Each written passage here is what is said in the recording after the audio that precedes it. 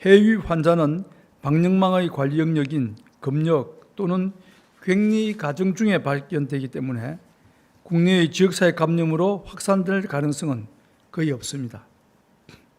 정부는 세계적인 코로나19의 유행 확산에 대응하여 개방성 원칙은 준수하면서도 틈새 없는 검역과 격리, 우리 국민의 보호를 위한 최선의 노력을 계속해 나가겠습니다.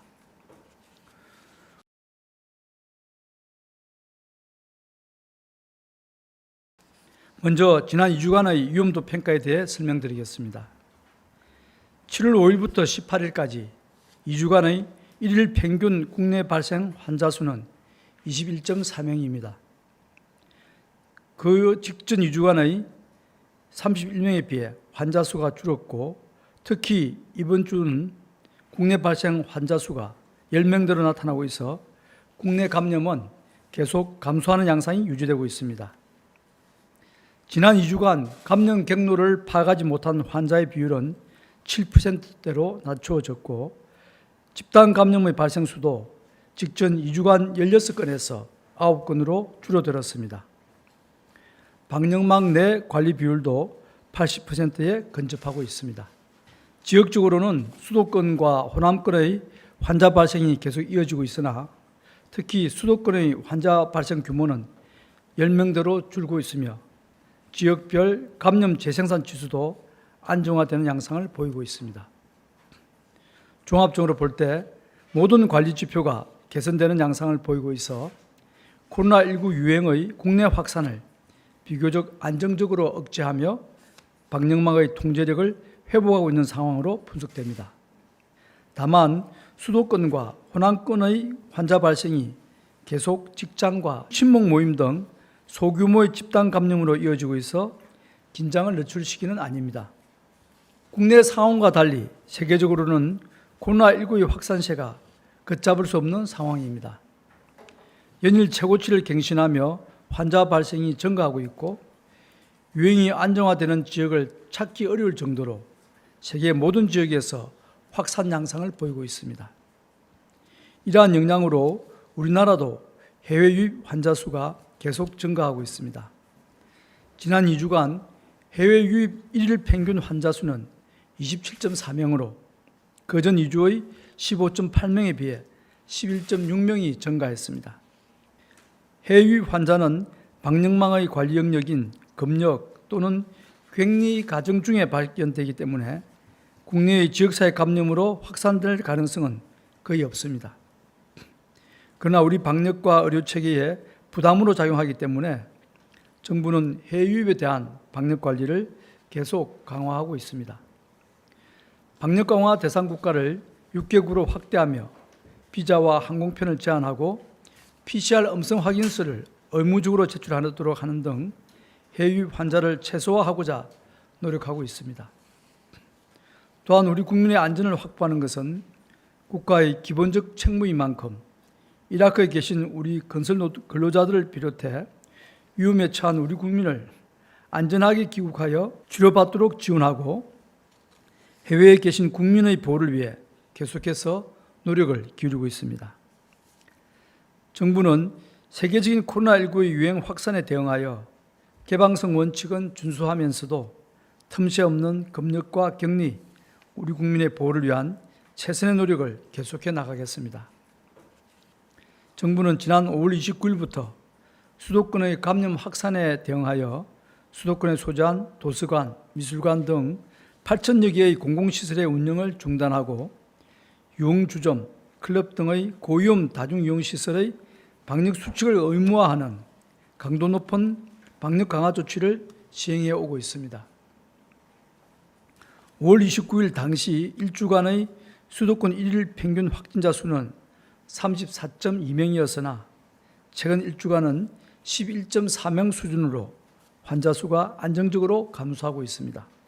수도권의 환자 발생이 10명 내외로 안정적으로 감소하고 있고 감염 위험성이 낮은 공공시설 운영 중단으로 저소득층의 접근성만 훼손된다는 지적을 고려하여 수도권 방역 강화 조치를 조정하고자 합니다.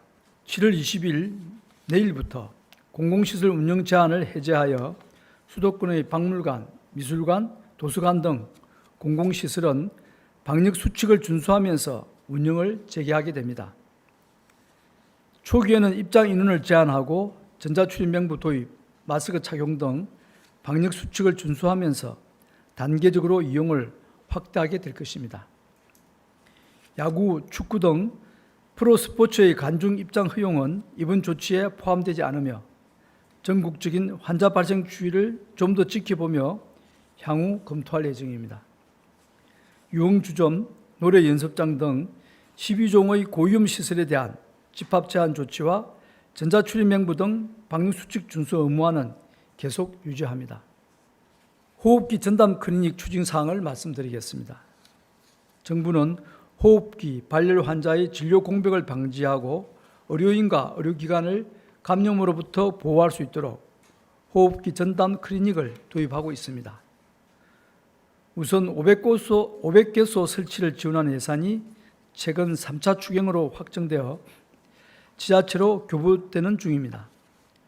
호흡기 전담 클리닉의 지정권자는 시장, 군수, 구청장이며 어원급 의료기관의 참여를 우선으로 하되 병원급 의료기관까지 참여도 가능합니다. 감염 예방을 위한 시설과 장비, 인력을 갖추어 전일제로 운영함을 원칙으로 하되 지자체와 협의하여 운영시간을 조정할 수 있도록 하였습니다. 호흡기 전담 클리닉으로 지정되면 개소당 1억 원의 설치 비용을 지원하며 일반 병의원 대비 높은 수가를 적용하되 환자의 추가 부담은 발생하지 않도록 하였습니다. 또한 진료 보조 인력을 한시적으로 지원할 예정입니다. 국민들의 접근성을 확보하기 위하여 보건소당 관내 1개소 이상을 설치하되 인구수에 따라 추가 설치하도록 하였으며 설치 형태, 시설 규모 등은 시군구에서 자율적으로 결정하게 됩니다. 이러한 호흡기 전담 클리닉 설치를 통해 코로나19의 재유행을 대비한 장기적 대응 역량을 갖출 수 있을 것으로 기대합니다. 많은 의료기관의 참여와 협조를 부탁드립니다. 정부도 적극적으로 지원해 나가겠습니다. 피서철이 본격적으로 시작되고 있습니다. 지난 5월 연휴를 전후로 발생한 집단 감염의 여파가 지금까지 이어지고 있음을 기억하여 주시고 가족 단위의 소규모 인원으로 한적한 야외 휴가지를 고르거나 관광객이 몰리는 혼잡한 시간대를 피하여 개별 차량을 이용하여 이동한 휴가를 보내시길 부탁드립니다. 이번 주말에도 교회를 비롯한 많은 종교시설에서 방역 수칙을 준수하고 종교 행사와 소모임을 자제하여 주셨습니다. 최근 종교시설에서의 집단 감염 사례가 크게 줄어든 것도 이 덕분이라 생각합니다. 다시 한번 깊은 감사의 말씀을 드립니다. 지금처럼 위험도가 낮은 상태가 유지된다면 교회에 대한 행정 조치를 조만간 해제할 수 있으리라 생각합니다. 내일이면 지난 1월 20일 국내에서 첫 코로나19 환자가 발생한 지 6개월이 됩니다. 전 세계적으로 코로나19 확산 추세는 맹렬하고 코로나19가 언제 종식될지 그 누구도 장담하지 못하는 상황이 계속되고 있습니다. 대한민국은 우리 스스로에게 큰 피해를 주는 봉쇄나 국경 폐쇄 등의 강제적인 조치 없이 코로나19의 억제와 일상적인 사회경제 활동을 조화시켜 나가는 데 성공해 가고 있습니다. 이러한 성과는 모두 국민 여러분 덕분이라고 생각합니다.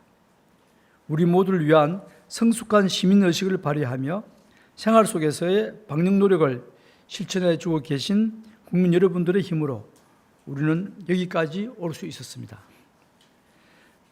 지난 6개월 동안 국민 여러분께서 함께 해주심에 재차 감사의 말씀을 드리며 정부도 범정부적인 총력을 모아 최선의 노력을 다해 국민 모두의 안전과 생명을 보호하겠습니다. 감사합니다.